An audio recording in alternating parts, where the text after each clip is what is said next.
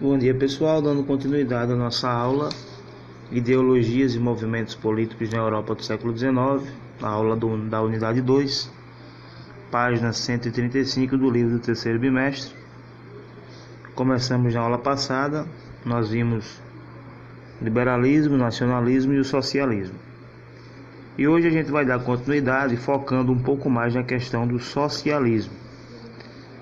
Na aula passada eu pedi para vocês pesquisarem sobre o livro do Karl Marx, O Capital, certo? Pedi para vocês fazerem um resumo, pesquisarem no Google, na verdade, o resumo do resumo, porque eu sei que o livro é um pouco complexo para vocês, certo? E hoje a gente vai dar continuidade vendo aí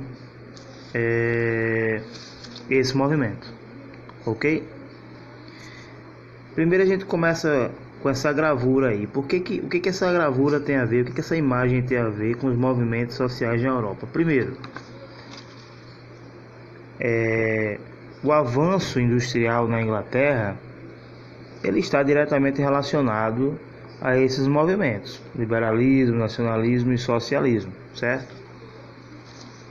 Então essa gravura ela traz aí uma realidade da Europa do século XIX, ok? Que foi o avanço da Revolução Industrial.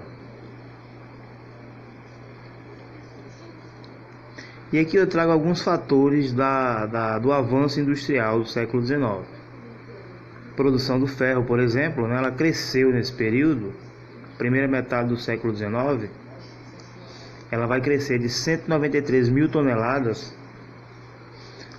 certo? No ano de 1800 para 1 milhão de 400 mil toneladas.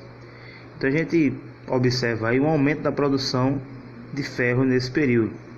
Outro fator desse período vai ser a migração para as cidades. O que significa essa migração para as cidades? A gente está falando aqui da Inglaterra, certo? A Inglaterra que fica no continente europeu. E aí, se a gente lembrar, a gente voltar atrás um pouco, o que a gente vai lembrar? A Europa ela vivia no sistema feudal, que era baseado na produção rural, certo? Nos campos. E aí vai haver uma substituição, na verdade. O pessoal que antes 89% da população europeia que vivia no campo, ela vai migrar aí, então para as cidades com o avanço da Revolução Industrial.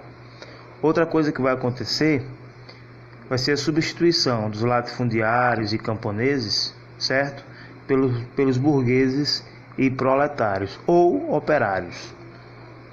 A gente pode considerar a mesma coisa, certo? Os latifundiários e camponeses, que voltava a sua mão de obra para o campo, ele vai ser aos poucos substituído então pela burguesia, que vai ser uma classe social que vai surgir aí no final da Idade Média para o início da Idade Moderna, e os operários. Com o surgimento da industrialização vai surgir também aí os operários, os proletários.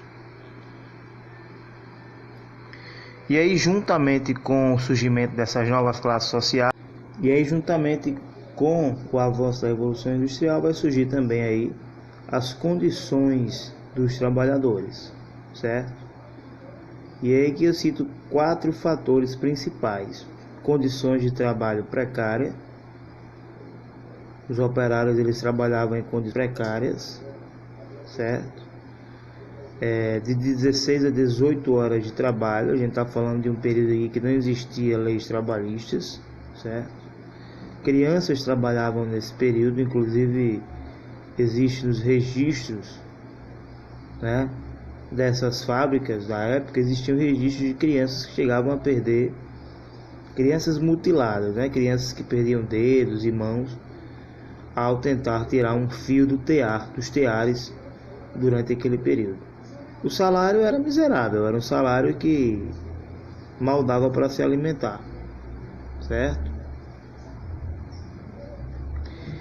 E aí começarão a surgir movimentos de revoltas dessa classe proletária contra a industrialização.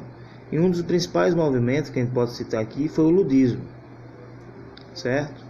O ludismo ele consistia em que os operários eles quebravam as máquinas, no intuito de interromper a produção, certo? Chegaram a conseguir algumas coisas com isso, mas no geral a grande maioria dos que promoviam esses movimentos eram punidos de alguma forma. Inclusive alguns deles foram condenados à morte, certo? Eles foram reprimidos então pelo governo inglês. Esse movimento social, o ludismo, ele foi conhecido assim, com esse nome, porque o cara que deu a ideia do ludismo, dessa prática de quebrar as máquinas, foi o cara chamado Ned Ludd, por isso, ludismo.